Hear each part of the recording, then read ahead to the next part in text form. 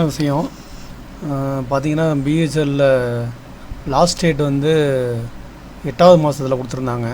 Last date வந்து 12/8/2025 கொடுத்துருந்தாங்க. ஒரு மாதம் எக்ஸ்டெண்ட் பண்ணியிருக்காங்க. 12/9/2025 ஒரு மாதம் எக்ஸ்டெண்ட் பண்ணதை வந்து அவங்க இங்கே காமிச்சிருக்காங்க. ஆர்டிசன் ரெக்ரூட்மெண்ட் 2025 ஹேஸ் பீன் எக்ஸ்டெண்டட்னு இங்கே காமிச்சிருக்காங்க.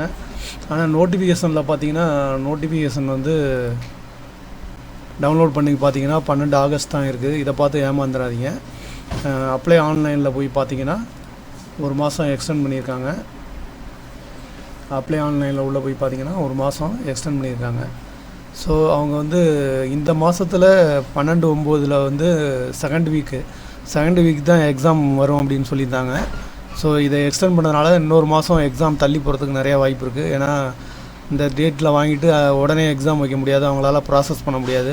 ஸோ இன்னொரு மாதம் எக்ஸாம் தள்ளி போகிறதுக்கு 10வது மாதம் வர்றதுக்கு வாய்ப்பு இருக்குது.